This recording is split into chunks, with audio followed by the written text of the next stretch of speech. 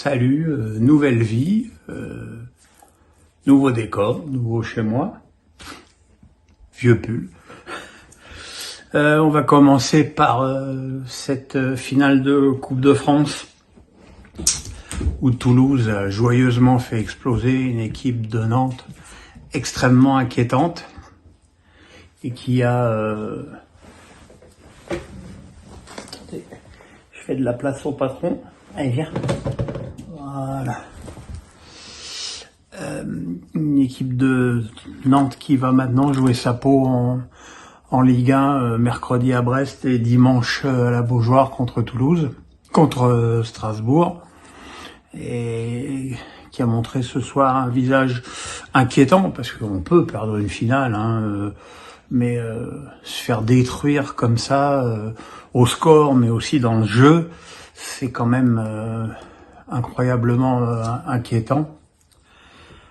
Cette finale qui était pliée à la demi-heure de jeu, puisque les Toulousains menaient 4-0, avec un doublé de la tête de Logan Costa, le premier où il est tellement au-dessus de Girotto, qui est pourtant un des meilleurs spécialistes dans le jeu aérien en Ligue 1, et puis un doublé d'Alingal, ce petit buteur qui l'air de rien fait sa saison.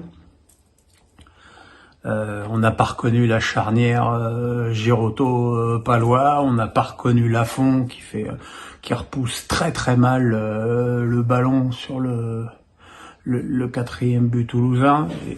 Et voilà, bon, Blas a eu un traitement de choc, mais sinon il y avait absolument pas photo entre les deux équipes. Bon, en seconde période, c'était peut-être un petit peu plus équilibré. Nantes a pu réduire le score sur un penalty de Blas avant que Abouklal, qui fait quand même une très très belle saison, ne donne une victoire écrasante au TFC. C'est la victoire d'un club qui travaille bien. Et je ne dis pas ça que pour cette fameuse histoire des data, parce que les data, pour moi, malgré tout, c'est quand même un coup de poker. Là, ça marche, mais ça ne marchera pas toujours. Mais voilà, il y a eu le recrutement est bon. Philippe Montagnier fait du très bon travail, et c'est une victoire méritée. Même si c'est vrai que il faut aussi reconnaître que le parcours des Toulousains dans cette Coupe de France a été assez assimilable à une promenade de santé, puisque le seul adversaire notable qu'ils ont eu, c'est Reims. Donc voilà, quoi, une finale de Coupe de France dont on n'a quasiment pas parlé avant ce match. Tout ce qui comptait, c'était les cartons rouges, les sifflets, les grillages avec les pics, Macron qui allait saluer les équipes dans le tunnel pour pas se faire conspuer par le public. C'est-à-dire, s'il avait tellement peur de se faire conspuer par le public, pourquoi est-il venu? Ok, il a la passion du foot, mais enfin bon, vous pouvez aussi regarder ça tranquillement dans son canapé à l'Élysée. Voilà, c'est un petit peu...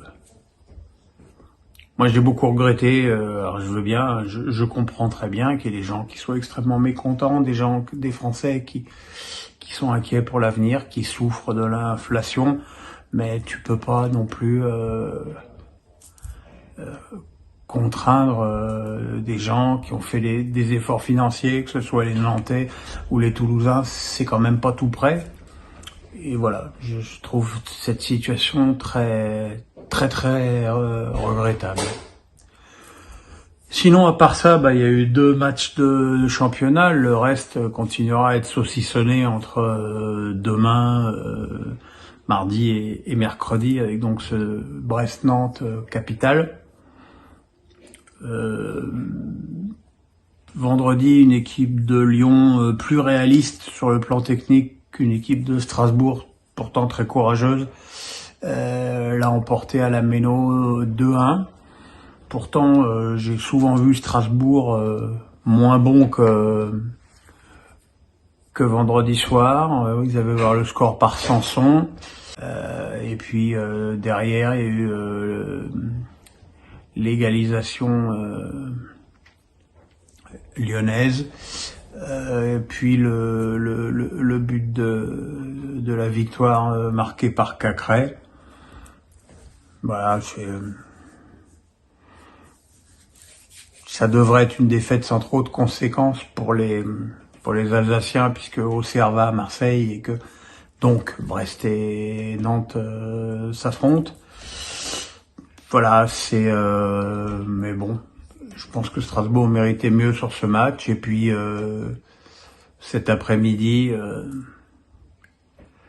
Lille a facilement battu une équipe d'Ajaccio qui de toute façon maintenant attend la fin de la saison avec, j'imagine, une certaine impatience. Voilà, c'était un match plié à la mi-temps, avec 2 très jolis buts d'Andrés Gomez et un but de Cabella, qui en plus a fait 2 passes décisives aux Portugais. Voilà. Pour une fois, je dirais que les Lillois ont eu une efficacité en adéquation avec la qualité de leur jeu. Hein, mon chéri? Moi, oui. Tu dis au revoir? Au revoir? Non, tu fais la gueule. Tu fais tout le temps la gueule. Hein. Salut, à demain.